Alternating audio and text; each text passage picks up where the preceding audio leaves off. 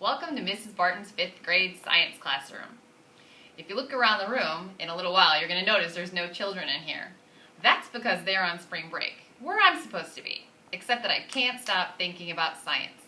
I love science, and the reason I love science is because it's all about questions. And questions lead to more questions, as there's no such thing as a wrong answer, because the wrong answer leads you to another question. Here in the classroom, we use discovery education all the time. So I'm going to take you around the room and show you some different things that we do to incorporate discovery education into our learning. Here we are in our computer center, but the great thing about our school is that we're a BYOD school, which means that the children are allowed to bring their own devices.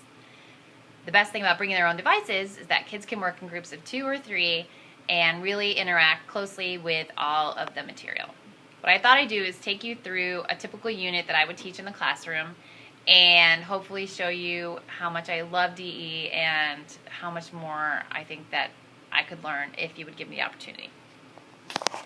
Here we have my Discovery Education homepage, and if we look at my content, I think you'll notice that not only do I love DE, but that I use it for everything. The lesson that we just finished learning about was force and motion.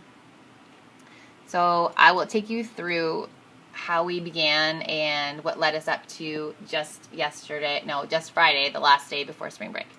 We started off with chicken collision. I think it's really important to engage the students in the learning, and let me just say that the children really thought the idea of a gelatinous chicken flying through space and crashing into an airplane was amusing, and it got their minds thinking about force and motion and the way gravity and velocity can affect objects.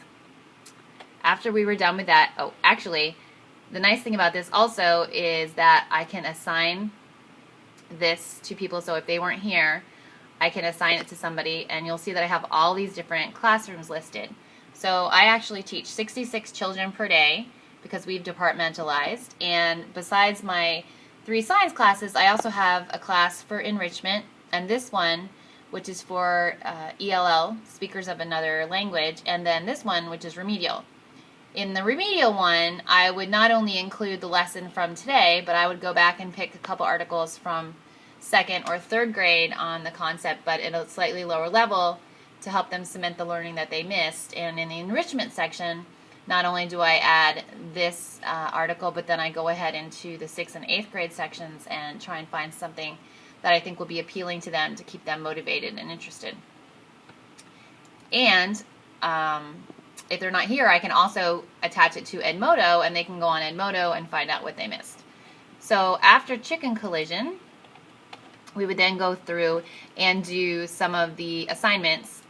The about force exploration was one that we did, so the kids would go through working on the about force exploration, and I'm sure you know exactly how this works. And then in addition to the about force, we did some other projects.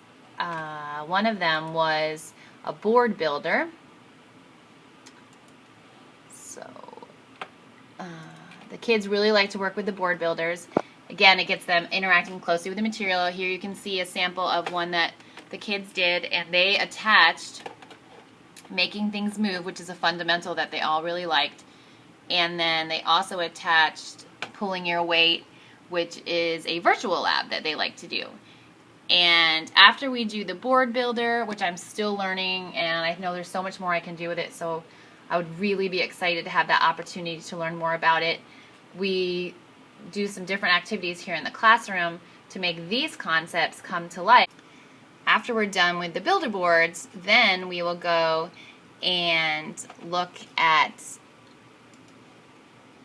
a review, which we would find on the unit review page, and then I would assign them a test. Something else I really like about Discovery Education is that I can create tests for all of the different groups to make sure that everyone has understood the concepts. And if there's something that they do not understand at the end of a Discovery Education test, they can go on to the review items and they can go back and see all the different recommendations and then have a retest. So you'll see here that I have 2014A, and then I have Force and Motion, which is a different test. And you can see all the different things also that we did within this unit. So now I want to just take you a quick peek around the classroom and show you a couple activities that we did that took the concepts from the fundamental, from the virtual lab, and from the exploration and brought them further to life. So it's pretty typical for me to take an idea from Discovery Education and then try and bring it into life into the classroom. Friction was a concept that some of them, for some reason, were having a lot of trouble with, so we decided to play a little golf in the classroom.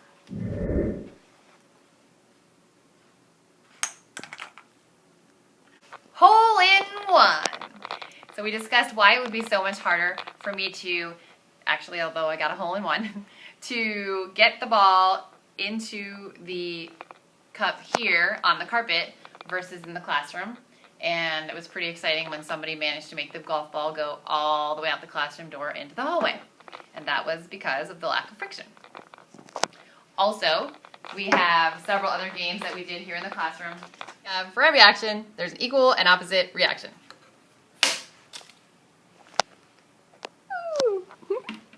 After we've done any kind of classroom activities, I always have them draw their learning because I think it's really important for everyone to be able to feel successful. Some kids just aren't able to be as successful on the computer test or paper and pencil test, but they can show me through their artwork that they did understand the concept. So here we have a couple of Newton's third law posters that we've done. And you can see that their ideas of what's going on with the law is very different, but they all definitely demonstrated that they understood the idea. And here is my personal favorite.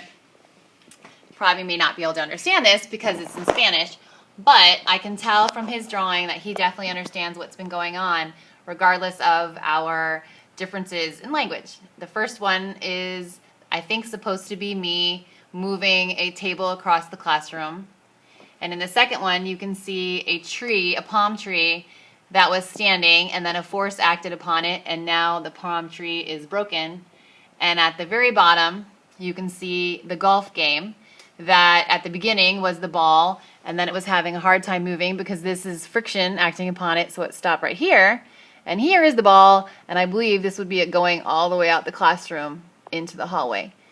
So again, Discovery Education is fantastic because it lets me reach all the different levels of learner, and I can represent their learning, and they can represent their learning in so many different ways. Here we are in our science lab where even more learning takes place. This is part of the exploration that you saw on Discovery Education, but we were doing experimenting with different slopes and to see how fast and how far the cars would go. And then we also used different coverings on the board, so we reduced the friction and we increased the friction with sandpaper and aluminum foil and plastic wrap to see if that would have any difference to do with how far the cars would go. So again, this is our science lab where a lot of magic takes place.